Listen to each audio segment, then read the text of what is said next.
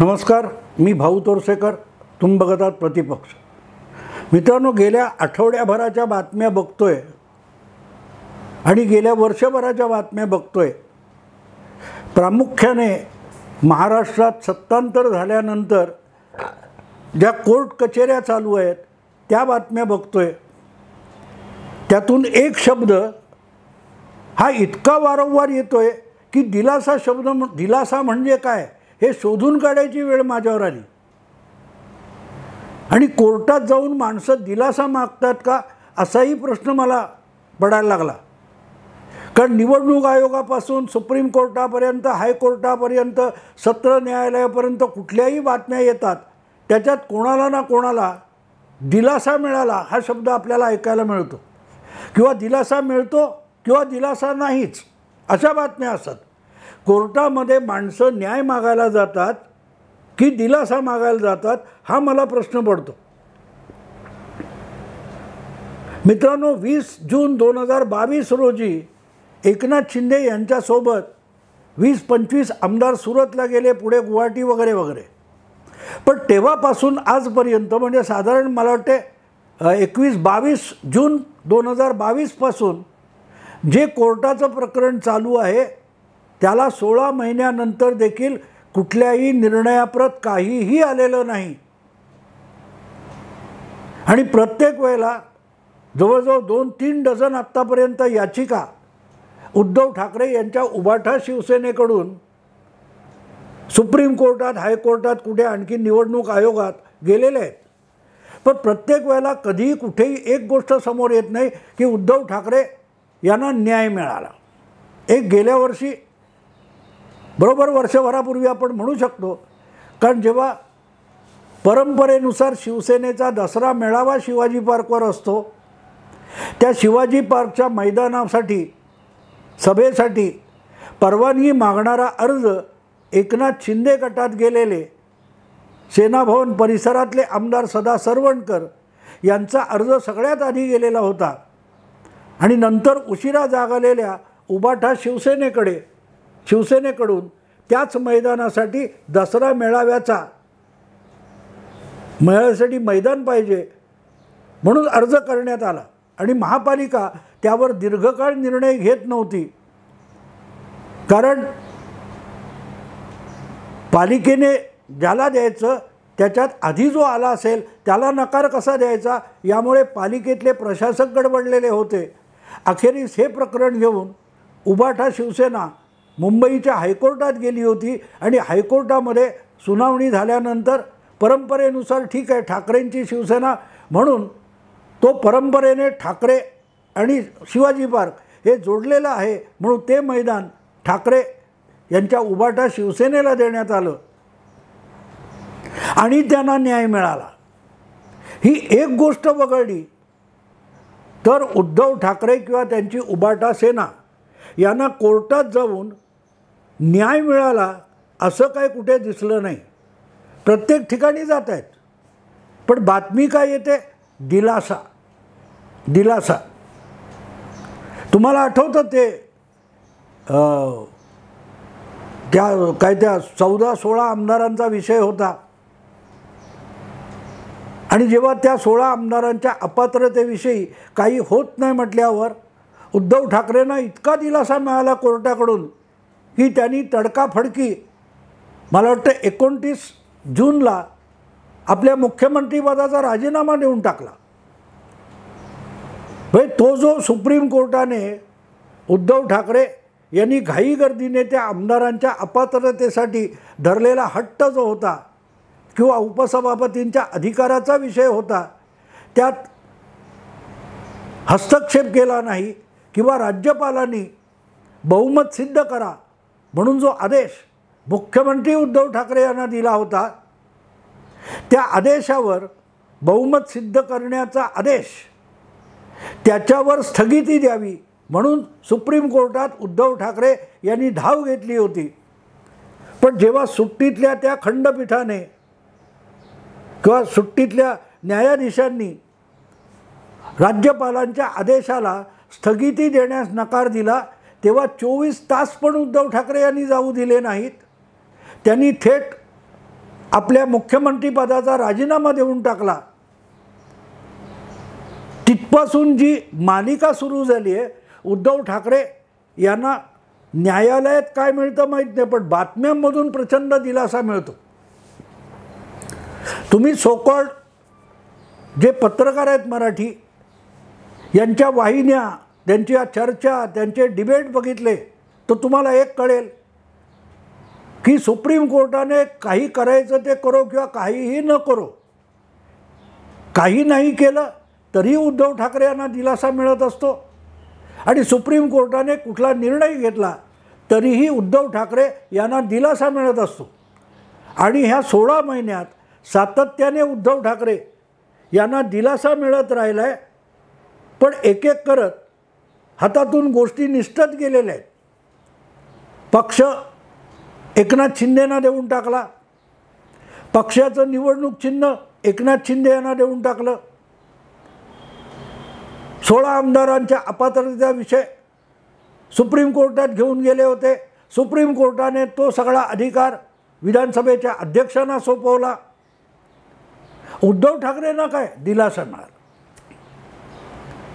म्हणून मला आता अशी शंका यायला लागली की उद्धव ठाकरे आणि त्यांचा जो पक्ष आहे तो न्यायालयात न्याय मागायला जातो, आपली बाजू सिद्ध करायला जातो की दिलासासाठी वाडगा घेऊन जातो.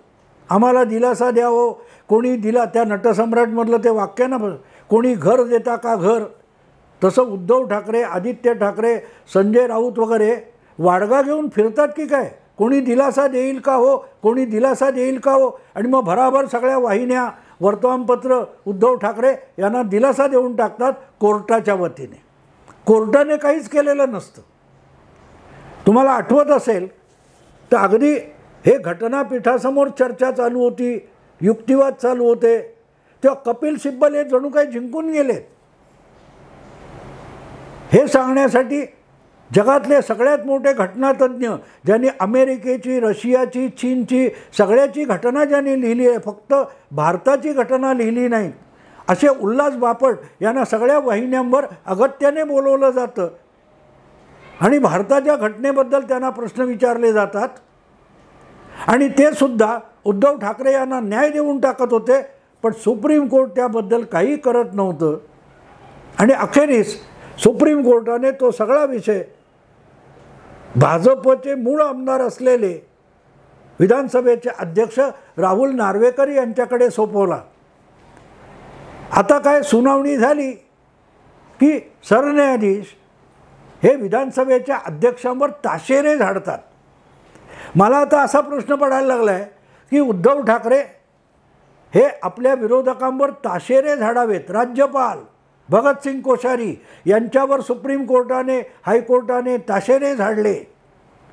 विधानसभेचे अध्यक्ष राहुल नार्वेकर यांच्यावर सुप्रीम कोर्टाने ताशेरे झाडले. हे ताशेरे झाडण्यासाठी उद्धव ठाकरे सुप्रीम कोर्टात जातात का? उभाटा शिवसेना तेवढ्यासाठी, त्या शेरेबाजीसाठी सुप्रीम कोर्टात जात असते का? की बाबा बाबा बाबा बाबा असंच झाले, सरन्यायाधीश महोदय कृपा करून राहुल नार्वेकर यांच्यावर ताशेरे झाडा, अशी मागणी किंवा अशी याचिका घेऊन उभाटा शिवसेना सुप्रीम कोर्टात जात असते का? काय चाललंय मित्रांनो? आणि मग ताशेरे झाडले की सगळी मराठी माध्यमातली पत्रकार मंडळी आपलेले नसलेले पंख फडफडावीत नाचायला लागतात. उद्धव ठाकरे यांना दिलासा. अरे सवाल दिलाशाचा नसतो, सवाल न्याय निवाड्याचा असतो. तुम्ही ज्याला न्याय समजता, जो न्याय वेळकाढूपणा करणारे विधानसभेचे अध्यक्ष राहुल नार्वेकर देणारच नाहीत याची खात्री तुम्हाला आहे, म्हणून त्यांनी काहीही निर्णय घेतलेला नाही. त्याच्या आधी तुम्ही सुप्रीम कोर्टात धाव घेतलेली आहे.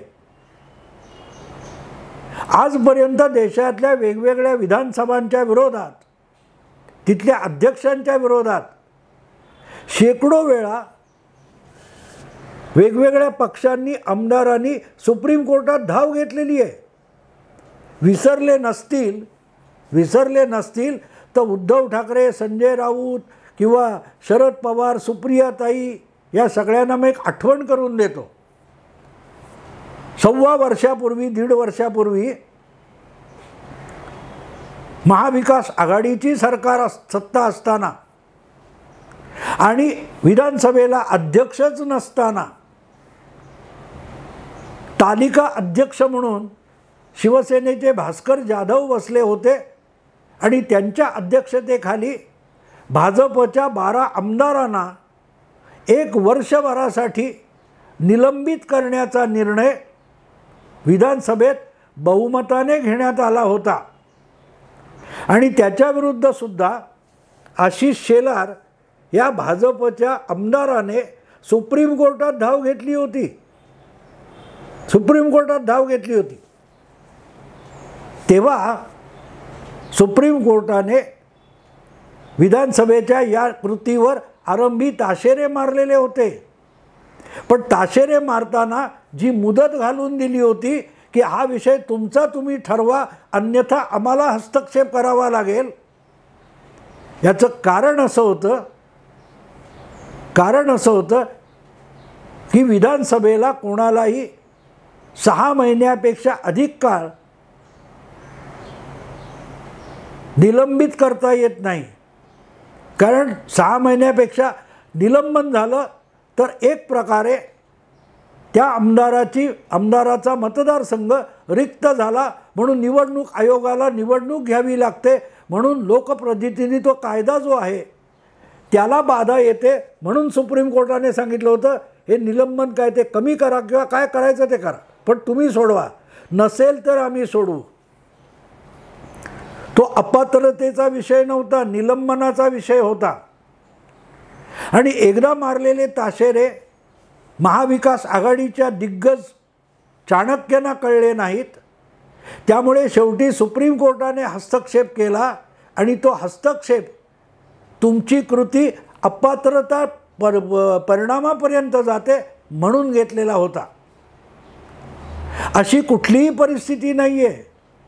यापैकी कुठलाही आमदार अध्यक्षांच्या वेळकाढूपणामुळे पात्र पण ठरलेला नाही, अपात्र पण ठरलेला नाही, पण तो आमदार म्हणून शिल्लक राहिलेला आहे. याच्यात सुप्रीम कोर्ट हस्तक्षेप करू शकत नाही. त्यामुळे अजून 2 डझन अर्ज करा सुप्रीम कोर्टात, त्यांनी काहीही होणार नाही. कारण सुप्रीम कोर्टाने अशा प्रकारची मुदत घालून दिली तर अध्यक्ष त्याकडे ढुंकून बघत नाही. ही खुद्द न्यायमूर्तींची तक्रार आहे. आणि म्हणूनच याविषयीचा अध्यक्षांचा जो घटनात्मक अधिकार आहे 10व्या शेड्यूलनुसार, त्यावर संसदेने फेरविचार करावा हे सुप्रीम कोर्टाच्याच न्यायाधीशांनी सुचवलेलं आहे. कारण सुप्रीम कोर्टालाही माहिती आहे की जोपर्यंत अध्यक्ष काही करत नाही तोपर्यंत आपले हात बांधलेले आहेत. तेव्हा ताशेरे झाडले जाऊ शकतात. अहो, सुप्रीम कोर्टाने कशाला ताशेरे झाडले पाहिजेत? नार्वेकरांवर सुप्रीम कोर्टाने ताशेरे झाडले काय? अगदी पाणी उकळायला लागल्यासारखे सगळी मराठी माध्यमं उकळायला लागली. अरे गधड्यांनो, सुप्रीम कोर्टाने ताशेरे झाडले तसे ताशेरे रोज सकाळी 9 वाजता संजय राऊत पण झाडत असतात. काय परिणाम होतो? ज्याचा अधिकारच संजय राऊतांना नाही अशा कुठल्याही गोष्टीवर ते बाष्कळ बडबड करतात. त्याची दखल संबंधित लोक घेत नाहीत. संजय राऊतांचं वक्तव्य आम्ही कचऱ्याच्या टोपलीत टाकून देतो असं मुंबई हायकोर्टाच्या तत्कालीन मुख्य न्यायाधीश होते, मला वाटते दत्ता म्हणून, त्यांनी म्हटलेलं होतं. आम्ही असली वक्तव्य कचऱ्याच्या टोपलीत टाकतो असं मुंबई हायकोर्ट म्हणतं. आणि ती कचऱ्याच्या टोपलीत टाकलेली वक्तव्य उचलून सगळी मराठी माध्यमं दाखवतात. तेव्हा त्यांनी उद्धव ठाकरेंना दिलासा दिला तर व्यवहारामध्ये काडीचाही फरक पडत नसतो, काही फरक पडत नाही. आणि मग असा प्रश्न पडतो की उद्धव ठाकरे मुळात कोर्टात जातातच कशाला? कोर्टात न जाता माध्यमातले बसलेले एकापेक्षा एक विद्वान आहेत, ते त्यांना रोजच्या रोज दिलासा देतील. त्यांनी मागणी करावी की बाबा आम्हाला आज 10 वेळ दिलासा द्या. लोकशाही असेल, ABP असेल किंवा आणखीन कुठचा चॅनेल असेल, या चॅनेल्सनी आम्हाला दिवसातून 4-4 वेळ दिलासा द्यावा, तेही देतील. त्याच्यासाठी मोठा वकील करायचा, त्याला प्रचंड फी भरायची, सुप्रीम कोर्टात उभा करायचा, एवढा खर्च करण्याची गरज काय? मित्रांनो, विषय असा असतो की तुम्ही न्याय मागायला जाताय, तुम्हाला असं वाटतंय की अध्यक्ष आपल्यावर अन्याय करतायत, तर त्यासंबंधी सुप्रीम कोर्ट कुठलाही निर्णय घेत नसेल तर उपयोग काय आहे? अगदी काय ते ताशेरे झाडले, अमुक पाठवा तमुक पाठवा, काही करू शकत नाही सुप्रीम कोर्ट. हे खुद्द नाना पटोलेंनी दाखवून दिलं आहे आणि विधानसभेने सुद्धा ठराव केला आहे सुप्रीम कोर्टाकडे बघू नका म्हणून. हे महाराष्ट्र विधानसभेचंच आहे ना. आणि त्यामुळे प्रश्न असा आहे मित्रांनो की उद्धव ठाकरे जातातच कशाला हे मला कळत नाही आहे. अर्थात जे काय भाजप लबाडी करते, सत्ताधारी महायुती लबाडी करते, ते करणारच आहे. तुम्ही केलं ना, तुम्ही लबाडी केलीत ना. काहीतरी बालंट आणून भाजपचे 12 आमदार 1 वर्षासाठी निलंबित करण्याचा जो ठराव संमत केला होता, तो घटनात्मक होता, तो कायदेशीर होता. मग तुम्ही ज्या लबाड्या करता, कायद्याच्या पळवाटा शोधून, त्या समोर बसलेले सुद्धा करणार. मग तुम्ही दुबळे आहेत की विरोधी पक्षात आहेत आणि ते सशक्त आहेत आणि सत्ताधारी पक्षात आहेत, असा फरक पडत नसतो. याचा विचार आधी करायचा असतो की हे आपल्यावर उलटलं तर, समोरच्याने असेच डावपेच सत्ता हाती आल्यावर वापरले तर, याचा आधी विचार करायचा असतो. चुकीचे पायंडे निर्माण करायचे नसतात. हमासने एक कळ काढली आहे, पण आता त्यांच्या सपोर्ट त्या हिजबुल्लाला, लेबेनॉन आणि सिरिया यांना पण इस्रायल होरपळून टाकतोय, हे लक्षात घ्या. तेव्हा याचा विचार आधी करायचा असतो. कोर्टात कशाला जातात हे उद्धव ठाकरे विसरूनच गेले. जरा काय झालं कोर्टात जातो, जरा काय झालं कोर्टात जातो. हे सरकार गेली 16 महिने उद्धव ठाकरे, आदित्य ठाकरे, संजय राऊत रोज पाडत आहेत, पण सरकार काय पडत नाही. पण सरकार पडणार या आनंदामध्ये बिचारे खुळे पत्रकार तेवढे 2-4 तास बागडून तर घेतात. 72 तासात सरकार पडणार. काल परवा परत संजय राऊत यांचं वक्तव्य आलेलं आहे आणि सगळे पत्रकार पंख फुटल्यासारखे बागडायला लागले 72 तासात. मुद्दा असा आहे मित्रांनो की कोर्टात न्याय मागायला जातात, हेच उद्धव ठाकरे विसरून गेलेत आणि कोर्ट त्यांना कुठलाही दिलासा देत नाही आहे. असले 100 ताशेरे मारले तरी काही उपयोग होणार नाही, हे सुप्रीम कोर्टालाही माहिती आहे. आणि म्हणूनच सुप्रीम कोर्टात जे घटनापीठाकडून निकाल यायचा होता, तेव्हा जे फडफडत होते ते एका फटक्यात संपले, जेव्हा सुप्रीम कोर्टाने अख्खा विषय हा परत अध्यक्षांकडे सोपवला. आणि नुसता अध्यक्षांकडे सोपवलेला नाही, सुप्रीम कोर्टाने विधानसभेच्या अध्यक्षाला नसलेला, निवडणूक आयोगाला असलेला अधिकारसुद्धा राहुल नार्वेकर यांना देऊन टाकला आहे. त्यामुळे सगळं साफ आहे असं नाही आहे. सुप्रीम कोर्टाच्या घटनापीठाने दिलेल्या निकालाने अध्यक्षांचं काम अधिक गुंतागुंतीचं करून ठेवलं आहे आणि त्यामुळेच ते अधिक वेळकाढूपणा करणं हे विधानसभेच्या अध्यक्षांना सोपं झालेलं आहे. त्यामुळे दिलासा मिळवत बसा, त्या पलीकडे काहीही होणार नाही.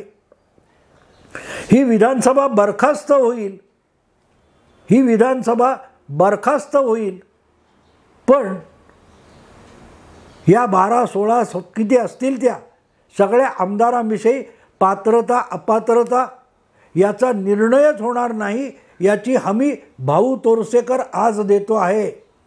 बघत राहा. आणि उल्हास बापट यांच्यापेक्षा मी खरा ठरलो आहे, असीम सरोदे यांच्यापेक्षाही मी खरा ठरलो आहे, कायदे पंडित नसलो तरी. आणि म्हणून मित्रांनो, उद्धव ठाकरे यांना न्याय मिळणार नाही, पण विधानसभा बरखास्त होईपर्यंत उद्धव ठाकरे यांना अधूनमधून किंवा नियमित दिलासा मिळत राहील. आणि तो दिलासा कोर्टाकडून मिळणार नाही तर माध्यमाकडून मिळेल, याविषयी खात्री बाळगा. आत्ता थांबतो. आवडलं लाईक करा, शेअर करा, सबस्क्राईब करा. नमस्कार.